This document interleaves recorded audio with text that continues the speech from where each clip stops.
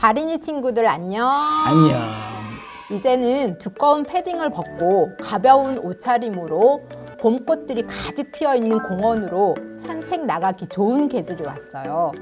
이 좋은 계절 4월에도 우리 과린이들에게 과학적인 궁금증을 풀어주실 고난도일님께서 나오셨는데요. 인사 부탁드리겠습니다. 반가워요. 나는 어떤 내용이든지 여러분들에게 알려줄 과학탐정 고난도일입니다. 이번 달에 저희는 지구를 구할 친환경 에너지를 찾아라 라는 주제로 친환경 이야기를 해보겠는데요. 고난도일님, 여러 매체에서 친환경에 대한 시사 다큐나 논평이나 책들이 쏟아져 나오는데 요즘 들어 왜 이렇게 친환경에 대한 이야기를 많이 하는 건가요?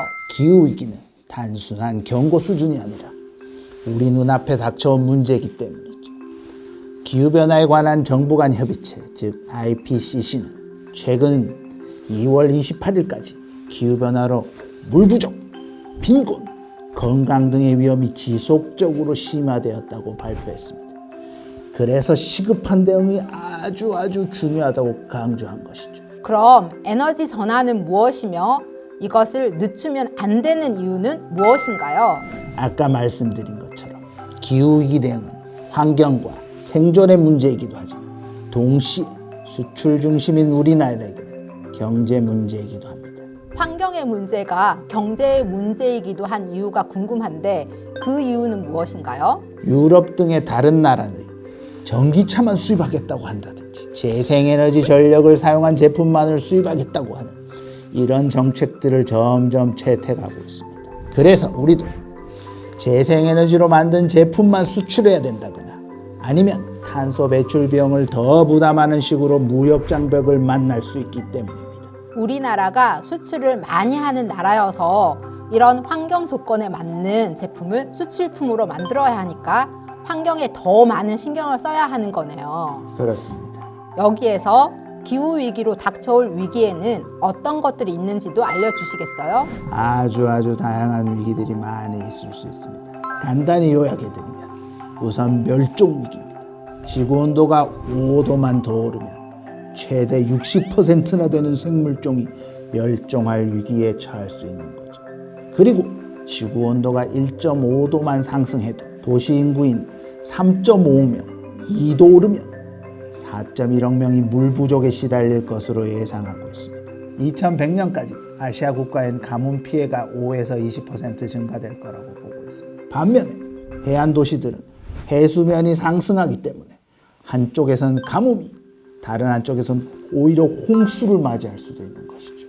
네, 산불도 기후위기 때문에 커지는 위험 중 하나인데 지난 3월에 우리나라 동해안에서 대규모의 산불이 났었잖아요. 그렇습니다.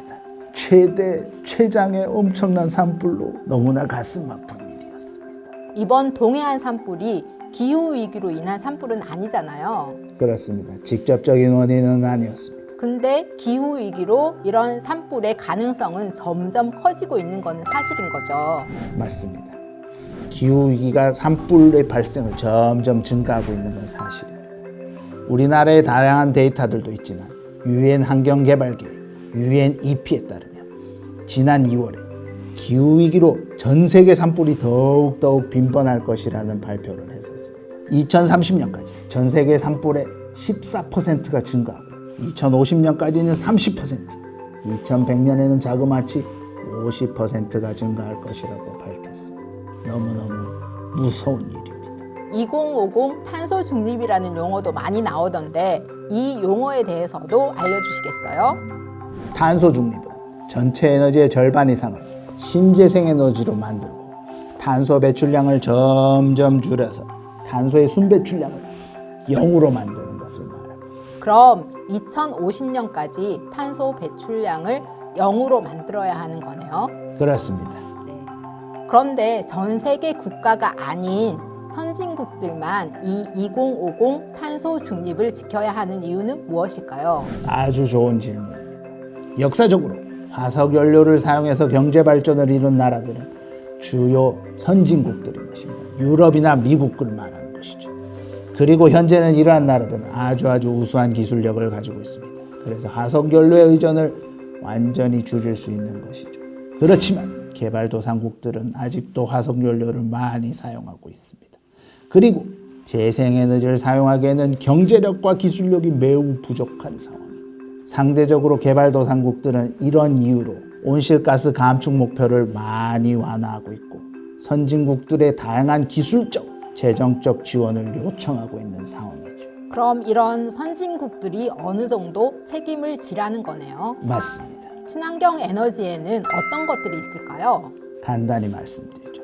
태양빛을 전기열로 변화시키는 태양에너지, 바람이 가진 운동에너지로 터빈을 돌려서 전기를 만드는 풍력, 곡물이나 나무, 폐기물에 생화학적으로 전환하는 바이오에너지, 그리고 댐을 이용한 수력에너지 등이 있죠. 에너지 체인저에서 승자가 되기 위해서 우선시 되어야 하는 것들에는 어떤 것들이 있나요? 재생에너지는 탄소 배출이 아주 적고 자연의 에너지를 사용하기 때문에 고갈 위험이 아주 적습니다. 하지만 당장의 비용은 아주 많이 드는 문제가 있죠. 그래서 에너지 소비를 줄이면서 효율이 높은 기술을 개발해야 합니다. 또한 싼 화석연료의 사용을 줄이고 신재생 에너지를 확대시키기 위해서는 국민들의 이해와 사회적 합의도 필요한 것이죠. 네, 지구의 온도가 1.5도만 올라도 생태계나 인간에게 높은 위험을 경고한다고 하는데 지금 곳곳에서 보내는 경고를 무시하지 않고 경각심을 가지고 관심을 기울이는 과린이들이 되기를 바라면서 오늘은 이만 마치겠습니다. 봄을 마음껏 누리고 행복한 4월 보내시고 다음 달에 또 만나요. 안녕.